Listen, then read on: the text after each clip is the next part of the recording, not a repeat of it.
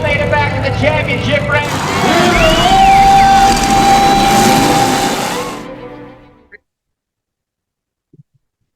Welcome in, guys. It's another week. Headers to headphones. Last week we just couldn't make it happen. No, I was down with something, and he was busy with something, and working. I had a job that had to be done by Thursday night, so we were working till 8 every night, and just couldn't make it happen.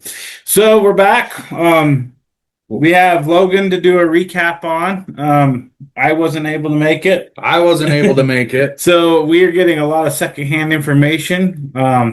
So first and foremost, I talked to 3 different people that were there, and the growing consensus was Jeremy Shields was our driver of the week. From his effort out in the arena to all the help he was giving other drivers out in the pits and just putting on a show. He ended up winning. He ended up winning the A main. So congratulations, Jeremy, on that. And then second place, we had Ozzie Schilling. Third place, Jackson Dunford. Fourth place was Corey Wallen. And Mad Dog was Zane Stevenson. So is Ozzie, I heard that name earlier. Did he do he was that box elder? Yes, he was place? Yeah, I believe he was top 5. Okay. That name sounds familiar. I want to say he was second place, or maybe even he won. Actually, no. Let's see. I think he did win. One of the Schillings won. I know that. That's pretty cool. Sorry, guys. It's hectic. I don't really remember right off the top of my head. So it sounds like Logan was a pretty good show. Sounds like they had like 70 car show. Yeah, that's a great turnout. I feel like that northern Utah region, that Box Elder, Logan, like right over the border into Idaho, I feel like that region is just killing it right now with 80s wire. Oh, yeah. Seems They're like they're showing up and showing out, that's for sure. Seems like they definitely have a niche going on over there. I think that's great for the sport. Hopefully that kind of trickles down and kind of goes through the rest of the state. Yeah. So with Logan being done and over with, guess what, Brad? What's that? Hell Month has officially started. It has. Oh, I don't think I'm ready for it. Logan's done. Camus is next. Then we got Heber. UTC, Juab. Well, sorry. UTC, Tooele, Colville. Juab, the Derailleur, and then so on. Keep going. The first domino has fell, and we're about to get into the thick of it. And I don't know if I'm quite ready, to be honest with you. Well, you're driving. Yeah, well, we'll see. I have been extremely busy with work, and a car that I had someone else build most of is still not done. So, I had Jen all talked into driving the Camus Powder Puff. Yep. I believe I was even there when you were fitting her for the seat. Yeah, it took a minute to get her talked in, but then, she goes over to this party for the 4th of July, and I go in to get food or drink or check on the kids, something, I don't remember, but I leave for 5 minutes, and I come back, and Ryan and my wife decided to get into a roughhousing match on the bounce house water slide. And now my wife has a broken arm. Yep. And I do distinctly remember when you were fitting her for that seat, her exact words were, and this was 3 hours before that party, I don't want to get hurt before Heber. So now I've told her she's officially been hurt worse on a bounce house than I've ever been in a derby. Knock on wood. An aired up bounce house. Well, I wouldn't consider Simpson a bounce house or a padded up bounce house. He's basically built like a brick shit house. Anyhow, so Jana's now no longer driving the Powder Puff, and she is a one-armed gimp for Heber. So when you see her in Heber, be nice, go buy her a Starbucks, go buy her a Red Bull, something. And if you see Ryan, punch him in the arm, tell him F you. I hope Nate can beat that out. I should be able to. But anyhow, yeah, Camus is up next. I'm pretty excited. Haven't driven Camus for 3 years. I've never won Camas. Well, and it's crazy to me. I was talking to Brandon Healy yesterday, and he's like, "Yeah, I've never been to even watch that show." And I'm like, "You lived in Heber for how long and never been to Camas to watch the Derby?" Well, he's still not going. He told me last night, "Oh yeah, I'm gonna go," and then tells me this morning, "Yeah, we changed our plans." Oh, come on, Brandon. So he's got family coming to town. They're going to Charleston for the 24th. Okay, So, I get that because that's a tradition. well, but it's weird that Charleston's doing their celebration on the 19th. I kind of wonder why they're doing it on the Yeah. 19th this year. Well, speaking of Ryan, he just joined in. Yep. So, Ryan, We were talking all good things, I promise. yeah, we were right. telling everybody how you broke Jen's arm. All right. Well, I won't tell my side because that might ruin Jen's story. So Ryan, where are you at right now? I'm in Rock Springs, Wyoming at the High School National Finals Rodeo. Okay. And you're there for how many days? We're there, we came here on Sunday and we're leaving next Sunday, hopefully. And then what are you going to do when you get This home? Sunday coming right up, Nate. Nate was a little nervous there. I'm assuming when you get home, you get a week to relax. Yeah. I'm going to put my feet up and let Brad Bowman put the Derby on. So Ryan's gone for a week, and then he comes home and goes right into another week of hell. So It's a different kind of hell for him. it is. I think everybody's busy all the way around. So Ryan, Nate's got a few questions he wants to ask you, so I'm gonna let him hit you up and take it. I'll be honest though, next week it's intimidating to think about it coming up, but when it happens, and Brad will tell you the same thing, it's fun. And by midday Saturday, we're like, crap, I wish it'd go a little longer. I agree with that. Other than it's hotter than hell all weekend. Yep. But so Ryan, I've talked to Brad extensively throughout ever since you guys took over the Heber Derby. For you, what made you want to stick your toe back in and not only like jump back into Derby, but like promote? Say that last part one more time, Nate. I said, so what made you want to jump back in and like promote the Heber Derby? Oh, well, I didn't like the way it was going. And I don't know how many years ago, maybe 5 years ago, I wasn't very happy, and I'm not putting any blame on anybody, but I knew the top man pretty well, and I shot him a text message the night that I was upset and told him, hey, what's the process of putting in a bid or putting on this Derby? And he just told me that we would talk about it in the spring because that's when it opened up or whatever. Brad's always helped me a lot with my Derby stuff, so he was top of my list for somebody to partner up with. I'm glad that we partnered up and was able to make it happen. But we have challenges in Heber that it's tough that not every other Derby has, because I'm going to say we're still, because I think we are. Our drivers are very dominant. It's tough to come to Heber and do any good, or it used to be tough to come to Heber and Heber and do good because we're pretty loyal, and we're loyal. I mean, there is a food chain or a pecking order, but for the most part, like if you're not in Heber, you're not going to leave with any money. No. At least that's how it used to be. And when we decided to take it over, that was one of my main things, is figuring out how to get people to trust us, that it was going to be as fair as possible, and then just take dang good care of the drivers. So, one of the first things me and Brad decided to do was go to the top of the food chain for inspections. And we all know that I think we hit the ball out of the park with our inspectors. Yeah, I think when Brad made that phone call to me and told me that Sam was going to join the team, I said, that's a damn good idea. Yeah. I think, and Sam told us when we made this deal that, he's getting the final call, or he wasn't going to do it. And we knew that would be a good thing, because with Sam's reputation, he's just fair and honest. Give you give you some, a way out if you're willing to do it. He'll work with you, and I think it just really helped everybody. A lot of the other Utah drivers and even some of the out of state drivers, because that last year that I'm talking about, there was a lot of drama, and it kind of gave us a black eye. Yeah. Well, I think so. Bringing Sam and Chris on board, that help those guys trust that they could come out here and be treated fairly.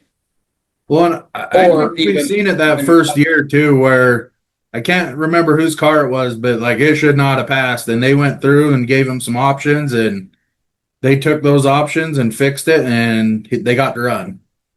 Yeah, Sam's always told me, like, they're never just going to say load it. There's always an option. It might be a really big deal, but it's ultimately up to the driver. The driver knows what's going on. And, yeah, I mean, I think for the most part, not saying we haven't missed something, but for the most part, I think, a lot of the drivers knowing who our inspectors are, they're probably trying to keep it pretty clean. Yeah. Yeah, there's not a lot of people getting anything by those guys. And that helps. Go ahead, Brad. I can just say that, like, being a part of some inspection teams over the years, you're never going to catch 100% of everything. No. But I truly believe that the team that we've assembled, even past Chris and Sam, I feel like these guys really do try their best. And I do believe that they do try to make it as fair as possibly. They inspect everyone the same. The other thing that I do like about our inspection team is, I've been around some inspectors that basically say, like, the intent of the rule, this is how it needs to call. But if you find a gray area in the rules, and Sam and Chris feel like that it's a legit gray area, they'll give the benefit of the doubt to the driver. Yeah. That's what progresses the event or sport, if you want to call it. I mean, that's my style. All I did was sat and read the rules and called Brad and Nick Wolf a million times, asking them, "Hey, what do you think about this?" Yeah. So I love it when I see it, and that's why I love having Chris and Sam and the rest of the guys there, and they can make the calls. But me personally, I like the new thoughts. Yeah. Well, and you guys have assembled a great team around you. I mean, your wives are rock stars when it comes to the behind the scenes stuff. They've got an awesome team behind them, and then you guys have picked out a star team. I think the behind the scenes stuff is so severely underlooked. And yeah, Jen and Amanda and even Brad, they're way more organized than myself. I'm kind of like a full send guy. They do a lot of behind the scenes stuff. I mean, a ton. Ryan, it's wild. I mean, we're a week before we're even going to start setting up. So we're still a week out, but like realistically, between you and Amanda, me and Jen, you can even throw Nate and his wife in there, and Candace. How many hours do you feel like our team's already put in this? Well, I don't want to say calendar year, because we literally started in September last year. But since the Derby ended last year to today, how many hours do you feel like our team's already put in? I think that we've put in enough hours to where each of us could have probably built, 2 Team Weld cars. So, I mean, what are you thinking? 600 hours? Because I know Brad, myself, like we think about it all day long. It's literally a second business. Yep. Brad will call me. I'll call him. Amanda and Jen are talking to each. I mean, their text thread is huge.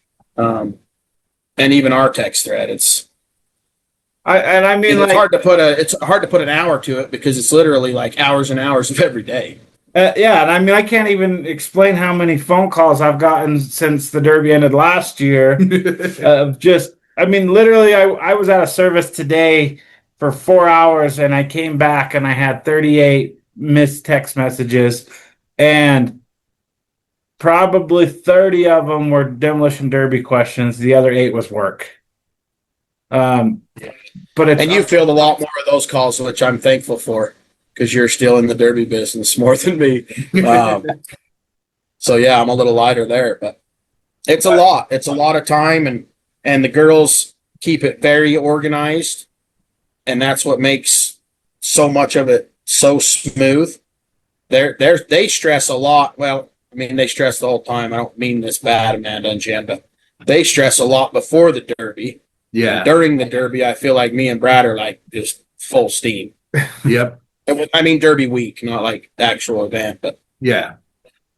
But Ryan and I are definitely the face of the derby, but there are 20 people behind us that literally help us get this show Keep the wheels going. rolling. Yeah, it's Jen and Amanda do way more than anyone probably realizes. And if you actually wanted to sit down and put it down on paper, Amanda and Jen honestly might do more than Ryan and myself. I would probably. I know it. I know it for sure on my side. And I don't want to, going back to the inspectors, I definitely don't want to cut no slack, because we do. It's not just Chris and Sam. I mean, Brad's got 3 stations wound up, and I mean, he takes a lot of time picking these guys. He calls me a lot and is like, because we've had to bring in a couple new guys each year, and it's not a quick decision. It's very thought out, thorough decision. You can find guys that know how to build demolition derby cars, but their personalities might not be set up for inspection. I mean, like Case, I had Case help me last year, and it was like pulling teeth to get him to commit. He did not want to do it because being like a modern driver, you don't want to piss the guys off that you're competing against. Yeah. And the other thing is we all know damn well every single builder out there's got their little tips and tricks on certain builds, and if you're running, as an inspector, you don't want to call out your buddies, but like you have to be fair. Yeah. And so it really puts you in an awkward position. It really does. Like we've had lots of conversations about this over the years, and it's hard to find good inspectors that are willing to honestly take it on, take the challenge on. It's hard. It's difficult. Well, yeah, I mean, even look at Chris. Like, you wouldn't expect Chris to be as stern and like easy. He's not easygoing, but he's not an asshole.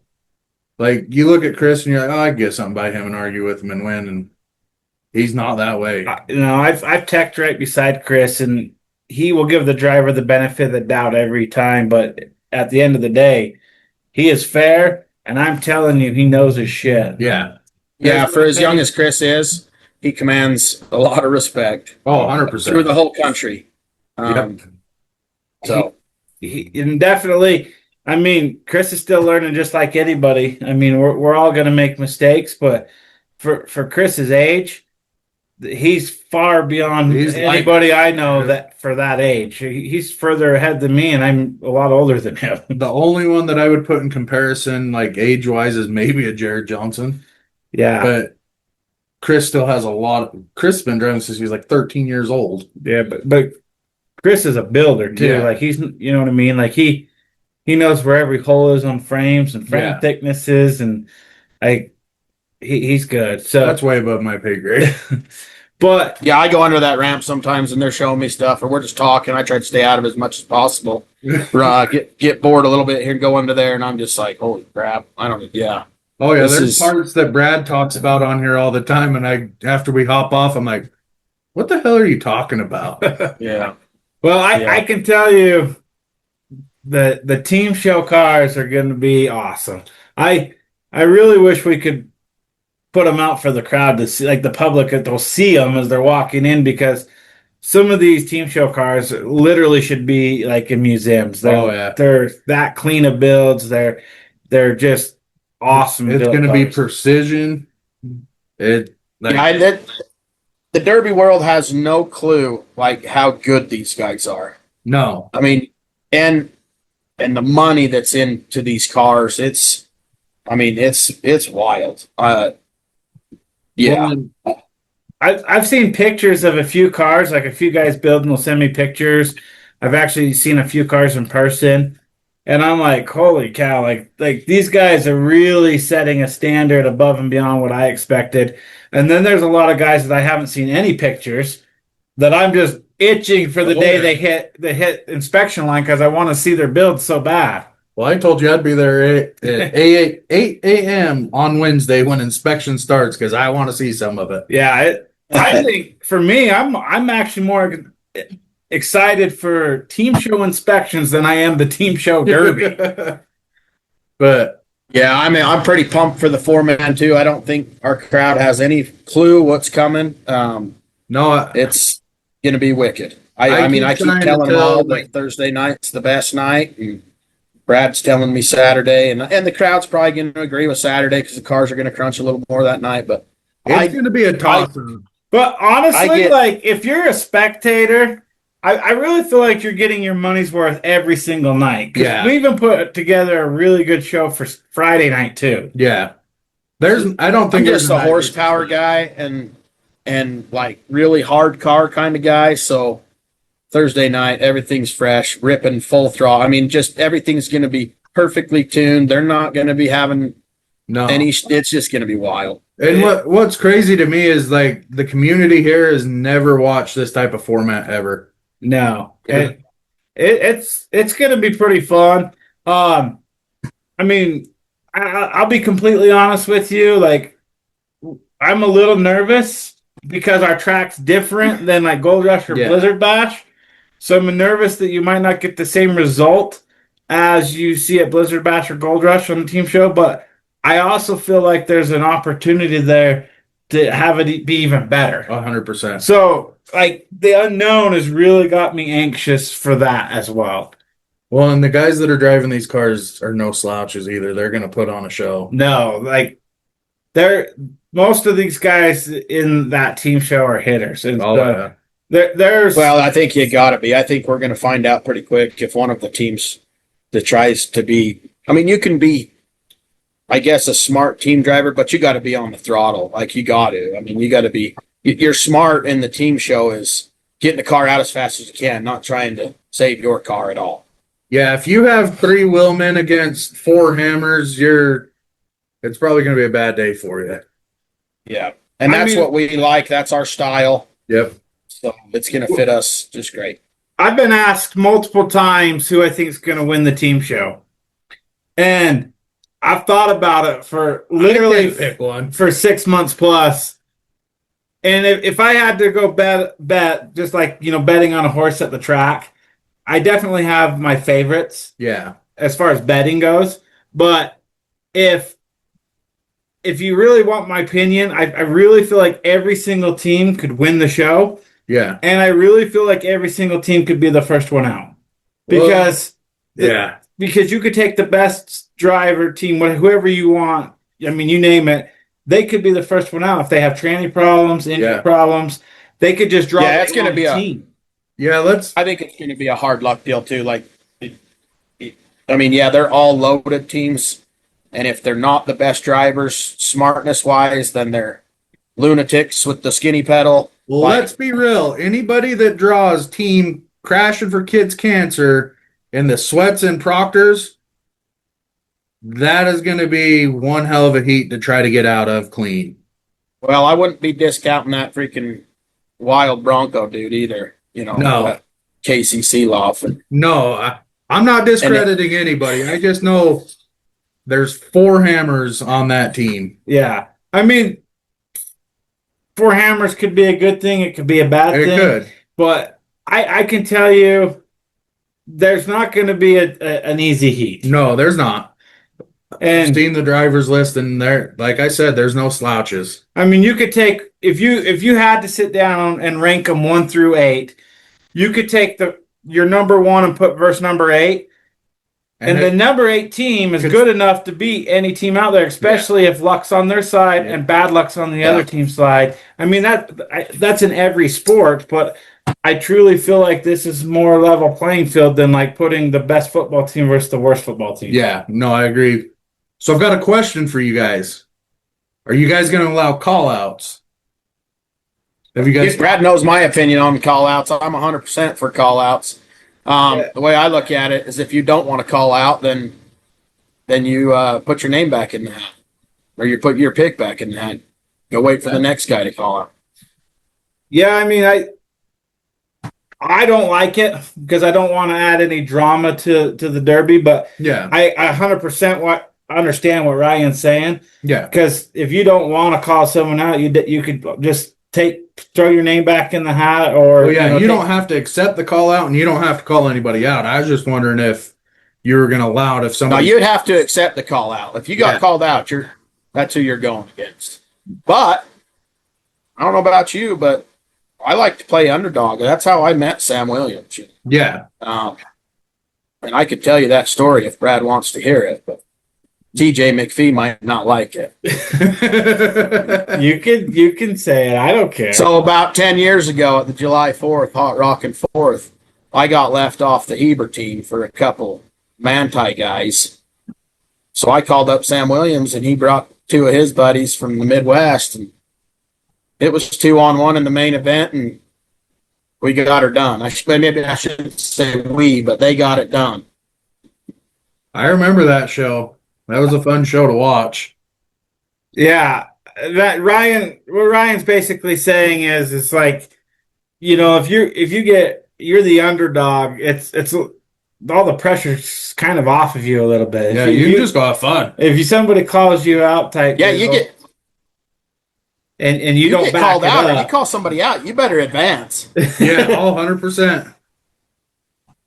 No, I think what we're gonna do is, like, once we get here, we'll pull all the teams in, get a consensus of what everyone wants to do, and we'll figure out what we're doing, and we'll go forward with it. But Ryan's kind of made the rounds talking to everyone and trying to get a feel for everything. So, but we'll definitely try to make sure everyone's on the same page.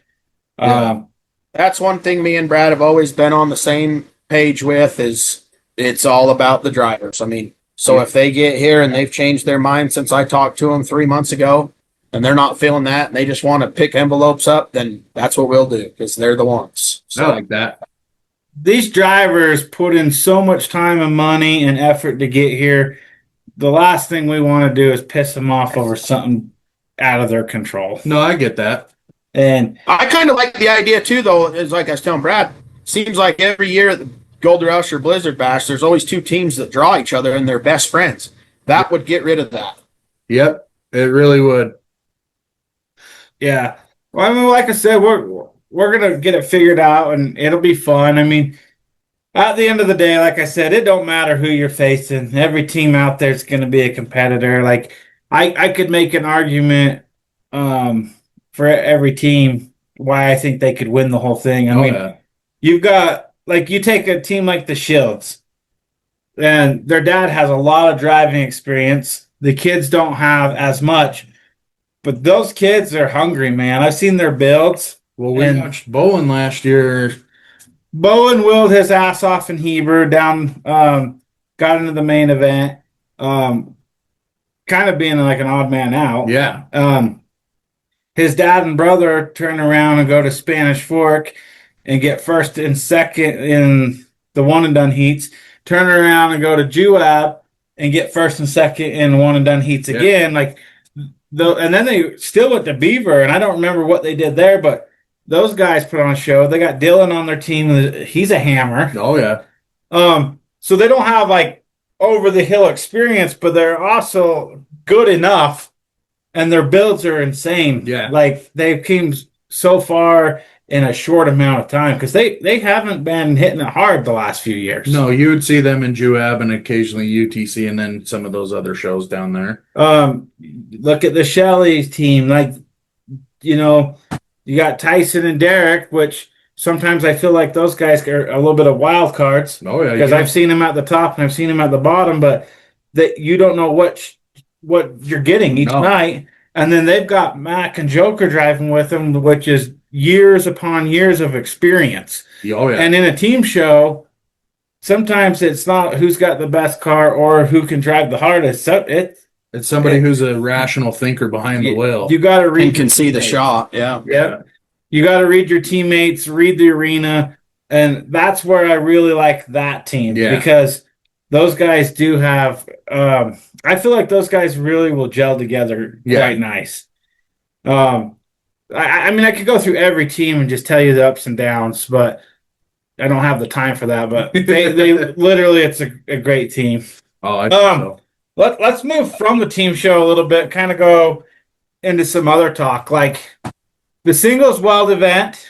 I feel like that's going to be a really big wild card this year. We've had a lot of people drop out over the last month, and I feel like it's really good money for, I'm not going to say little competition because there's still a decent amount of cars, but and there's some decent drivers on that list. there are. But that one's really going to be a wild card for me. We'll see who shows up the day of, but I'm really intrigued to see how that one goes too, because there are some names on there that I'm actually not even familiar with. No, I was looking at it today because I was building the driver's list sheet, and I'm like looking at them like, I don't know if I know them, but I think I'm gonna know them. Yeah. So I am pretty excited about the Weld singles. I definitely think the odds are pretty good because I'm not discrediting anyone in singles, but you've got a lot of talent in that team show side. Oh yeah. And the singles has got a whole new pool of drivers that I guess I just didn't expect to come in. Well, there's a couple Idaho guys coming down that build nasty cars. Yeah.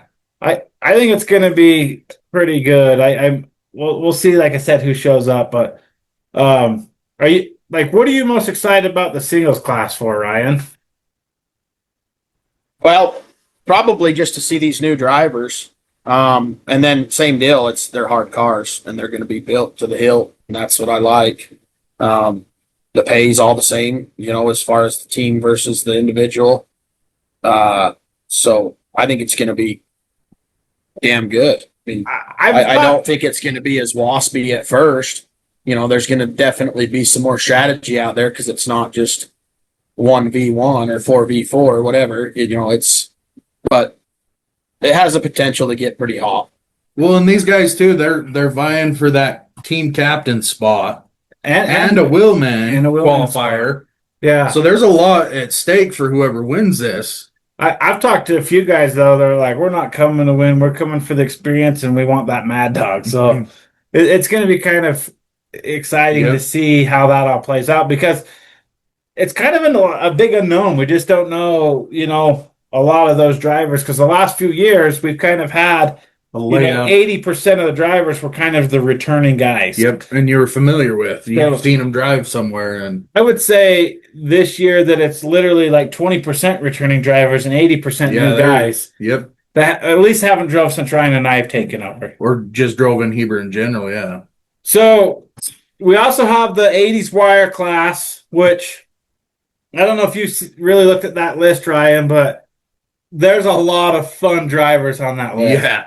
A lot of guys. You got my old boy there, Christian Pyan. I'll be looking for him there, laying down some hits. He's known. He'll always do that for us. Yes, he will. I mean, I love Spencer Jacobson. He drives hard, and Spencer can drive strategically hard. Oh yeah. Christian's kind of the same way as well, and then Garrett Nilsson, one of the old local boys out of Idaho's coming in. We have Eric Brown coming back, which Eric took third here last year, and supposedly somebody in our tech line told him his car was underbuilt. So he sent me a picture the other day and says, I'm not underbuilt this year. So he took third place. Well, and then you got underbuilt car. We'll see what he does with a built one. Then you got that Drayden Jefferson. I think this is the first year he's in the big boys, right? He did damn good last year. He signed up. He drove in the old iron, or not the old, the 80s wire. The 80s wire last year and broke like a ball joint right out of the gate. He didn't have a good run, but that boy, if he drives like he did 2 years ago in the youth, he'll have no problem fitting right in with the crowd. Nope. Then you got Rob Pretty and Davey Boy. Yeah, and those guys are willing sons of bees. I talked to Davey Boy about a week ago, and he said their cars are coming along pretty good. They're pretty excited. You got Jace Holmberg coming back. Yeah, that heat's going to be fantastic too. I know that it's probably my least favorite class because I'm kind of with Ryan. I like the bigger engines, but that's why I don't prefer those. I really like the 80s class as far as watching though, because I mean, there is some skill to it too, because the car, you can't just hit as hard as you want and expect the car not to bend. Well, and some of those are goofy Yeah. too because they're the Vics that are all ran by computers. Any little Yeah, they can go send you they haywire. can go limp mode for no reason. Yep. My favorite class, well, one of my favorite, I don't know, I like them all, but the old iron wire last year, I thought both heats were fantastic. I thought heat 2 was off the charts last year. That heat, depending on how heat draws goes, that's going to be wild. Yeah. Like there's a lot of good drivers. There's a big group coming out of Wyoming, and I'm so excited to have those guys down here this year. Have them be a part of this show. But we got guys coming from California, Canada, Washington, Minnesota, Montana. Was it Montana? I don't remember Montana, Idaho, Utah. Like there's drivers coming from all over in that class. That one's going to be pretty awesome. It was probably I look forward to it. They're allowed a little bit more. So what was that, Nate? I said it was probably a good year for me to upgrade my drivetrain. Yeah. Anyways, the California guys. I already said that, but we have 2 different sets of California guys coming for that, so that should be fun. I wonder if they unite or if they get along. Yeah, I want to say the other 2 might be from Northern California. Yeah, I think they're probably 10 hours away from each other, so I don't know if they know each other, but who knows? Maybe they're all Gavin Newsom fans. Oh, Lordy Lou. We got the powder puff, which we have 20 girls signed up, and we literally had to turn away, I think, 3 or 4 girls. Yeah, and like I don't know where they came from, but I'm excited to have them. Oh yeah, we've said it on here a couple times. It was pretty much extinct, and then now you're filling up a full class and have freaking a waiting list. Is this our 3rd year? Yeah, this will be the 3rd year. You got 3rd year, and I feel like it literally is just going to keep getting better every year. All the girls are getting better too. A lot of it. Well, if you look at like our youth class, we'll talk about that here in a minute, but the winner of our youth class and our Mad Dog of the youth class last year were both girls. If you want to look at Gold Rush, the all girls team won the bone stock division. Yep. Like these girls can hang. A lot of these girls watch their dads or their husbands compete, and like they show up in the good cars, they can drive them. Oh yeah. Honestly, they're probably more level-headed than what a man is. Yeah, I think they're level-headed in everything. Pretty much life. So I think that helps them. Yeah, I know there's numerous guys, and sometimes I find myself to be one of them, but when we get hit, all we want's revenge. Like, you don't ever want some other guy to one-up you, and I think a girl's just like, oh, well, I'm going to go find my next hit. Yep. Yeah. So, and then the youth classes, Ryan, like, I feel like we have some of the best youth heats, but I really feel like the youth heats over the last 2 years, almost every derby I've watched, have been the best heats of the night. Oh, yeah. You want to talk about how and why we kind of split those 2 youth heats up this year? I think people probably understand pretty easily, but yeah, it's just there is a pretty big age difference from, not age difference, just the way boys think. And I know it's not only boys, but from 15 to 17 or 16 to 17, I mean, there's maturity. There's kids that are 17 that can grow a better beard than I can. So I felt like and me and Brad both felt like it would do a lot of these newer kids a favor to not be getting pile drived by a 17-year-old that's getting ready to drive at the big dogs next year. Yes. And then there's still kids that are young that are damn good. So, if you're more or less, if you're good, you got to go with the good kids. Yeah. Or the better, more advanced kids. I shouldn't say because good, technically by age, just the age gap, Braxton would still qualify for the beginners. But you guys also added some other kind of stipulations in there, didn't you? Other than just that was to try to get like the skill. Yeah. If you're going around winning a bunch of youth heats, then you need to be going with the advanced kids, or at least kids that should hopefully be a little better instead of just mopping up on some of these kids that it's their first derby.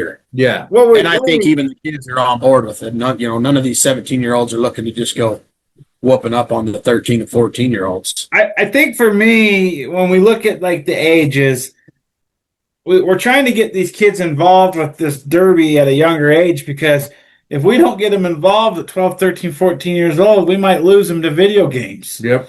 And so we're trying to get them involved, but I don't want a 14-year-old kid, or I mean even a 12-year-old. I want a 12-year-old kid getting scared or just not having fun because they got mopped up by an experienced 16, 17-year-old guy that, there's guys out there, their parents build them cars. Yeah. And they've got badass cars and way more, they're driving 5 or 6 times a summer compared to the kid that drives it once for the county and their dad's doing their best job to put him on the track because he's not a derby guy. He's just trying to help their kid get into the sport. So I think for me, that was my vision, was keep the kids involved, but without scaring them out. Yeah, because one bad experience inside the car could ruin it completely. Yeah, for somebody. Helped us too, because there's so many dang kids signed up. It's easy to Well, do too.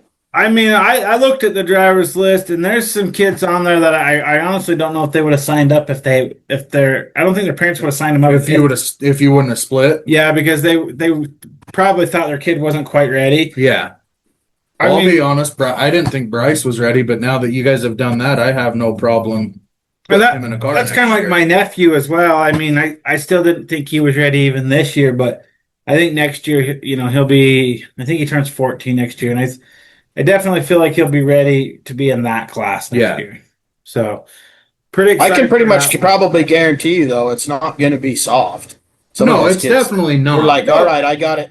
They're like, all right, I got it in gear. Now I just push this one until I stop. The thing that I love most, the very most about the youth heat, is these kids make so many mistakes. Yep. And it's so fun watching, because like when you watch like the Weld cars guys, these guys make very, very little driving mistakes. Yep. The youth kids make so many mistakes that it allows the next kid to make a big hit. Yep. And they're going to be kind of all on equal talent. So it's going to be like a competitive, 14, basketball game rather than a competitive 16-year-old basketball game. Yeah. Yep. So I think it's going to be fun.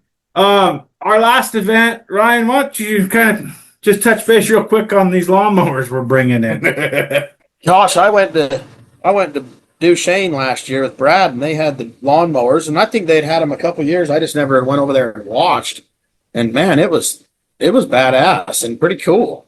So I was like, heck, Brad, this will be good filler. And he was on board. Like we literally talked that night, and he's like, yeah. So we went over and kind of picked out who we thought was the alpha dog, and we got his phone number, and yeah, I think the crowd's going to love it, because there's, I was watching one of your podcasts the other day, and Brad was talking about the guy that gets pulled by his lawnmower, and he's damn fast because he can take the corners so fast.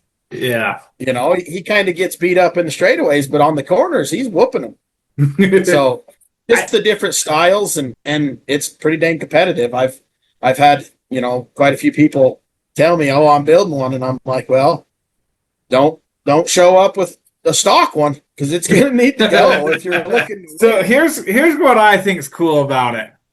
So if you guys don't know who Darren Carlson is, he was an avid Demolition Derby driver back in the 90s in Heber. Old mad dog. He won Heber a few times. He was always at the top. He even drove, 2 years ago? Yeah.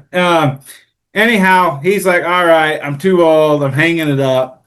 Well, we announced that we're doing this, and he full-blown has been working on a mower all summer long. I ran into him about a month ago, and he just told me, thank you for doing this. He's like, I miss being a part of the Demolition Derby.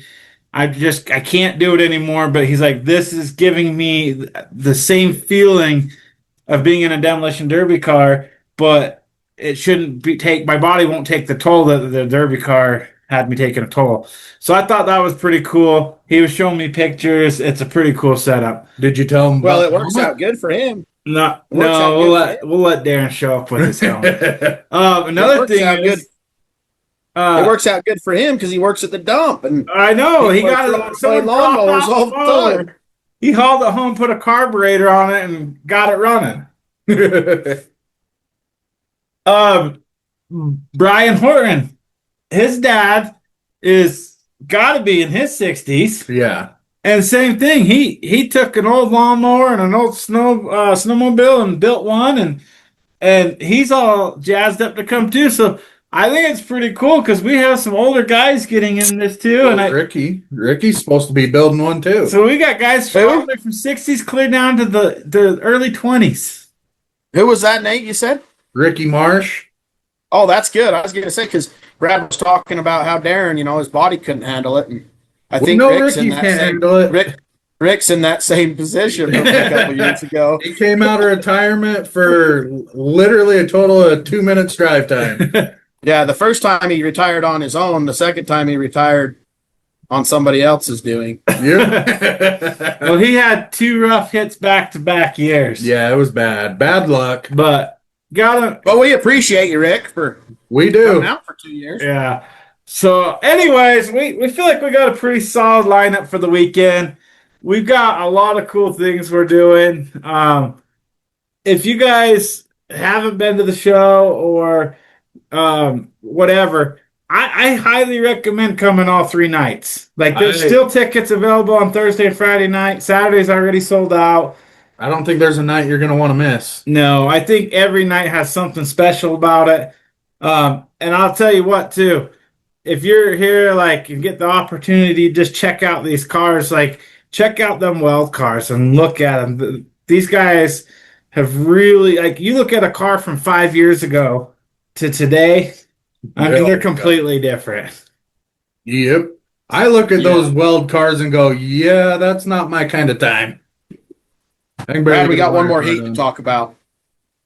What's that, Ryan? The heroes. That's right.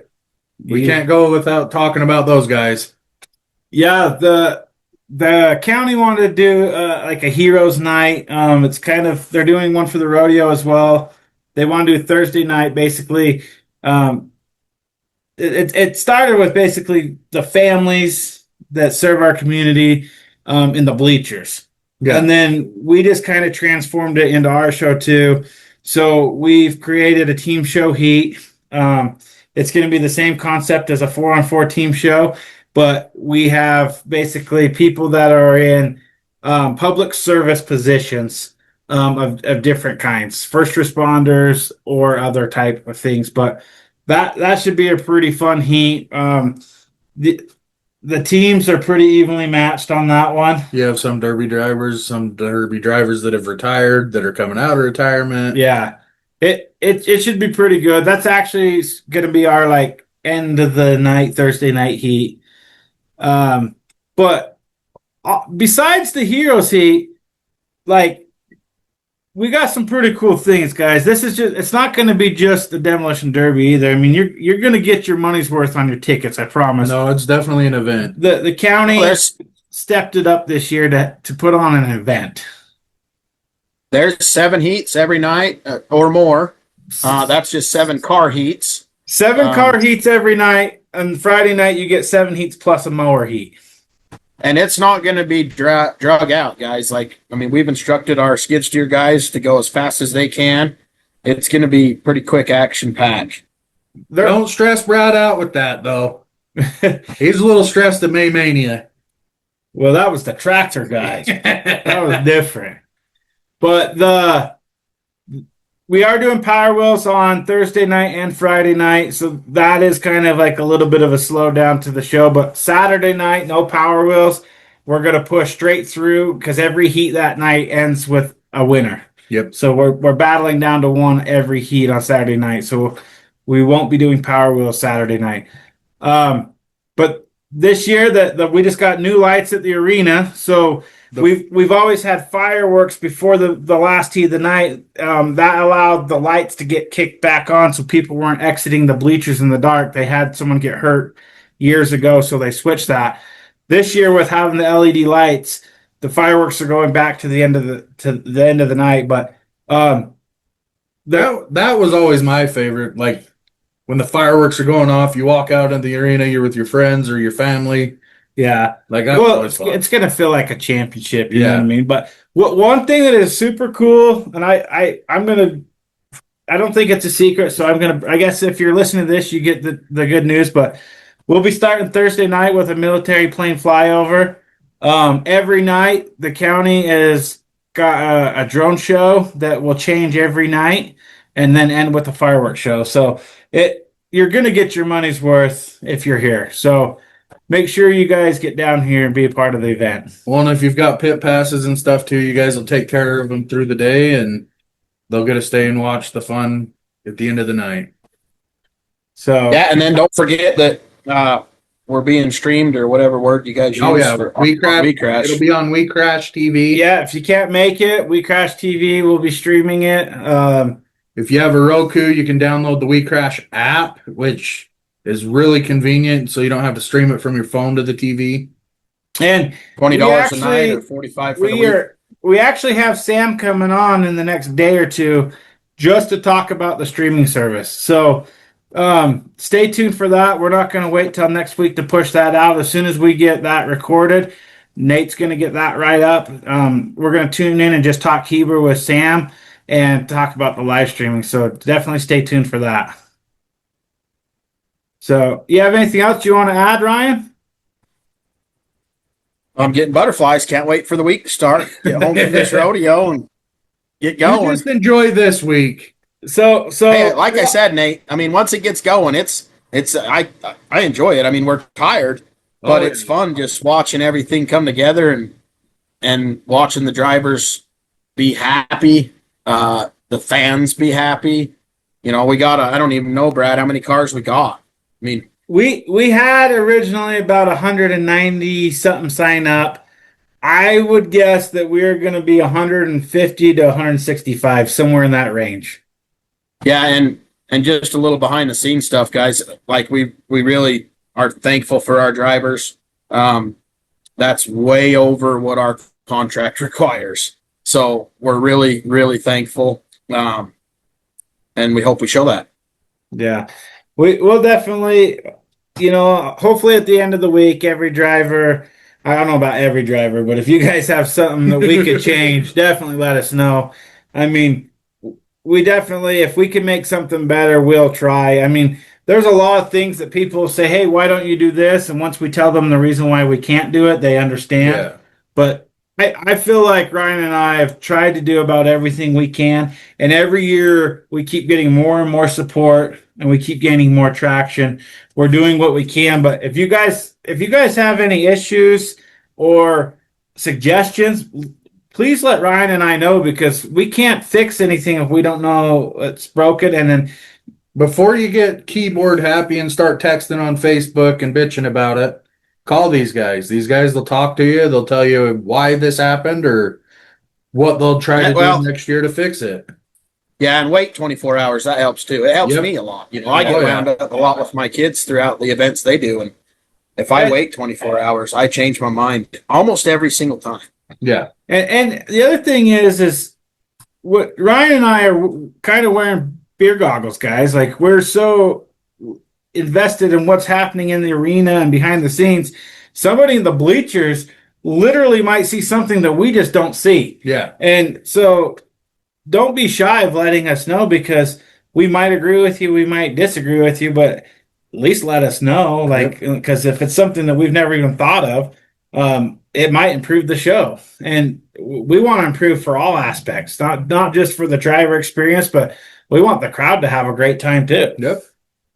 Yeah, and another thing for the crowd and the spectators and anybody local that is seeing this or comes to the Derby, and anybody that has anything to do with the event center, whether it's Wasatch County Parks and Recs or the actual tractor drivers, like, tell them things. They do not tell us no for anything. I mean, they make me and Brad look really, really, really good. And these guys work like, seriously, like, no joke, they work like 16 days straight to get our track set up They do get the Sunday off before the Derby, but they work the Sunday after the Derby all the way through Fair Days, through the 3-day rodeo to finish up Fair Days. These guys bust their asses. So, Make sure if you see one, tell them. yeah, just understand how much work is actually being put into it. Just if you're here, just take a deep breath and look around and realize that there's a lot of support that we get from Wasatch County too to make this happen. So,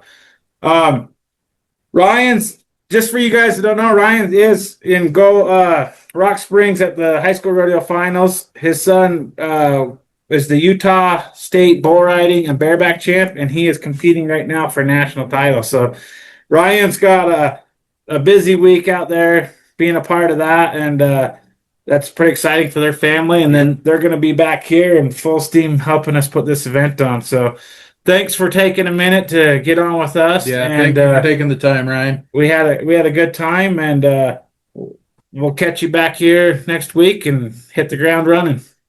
No problem. And good job with your guys' podcast. Gets a lot of information out. Good information. So Well, thanks, man. Have a good one. We'll All right. catch you next Talk to you later. time. See ya. that's it.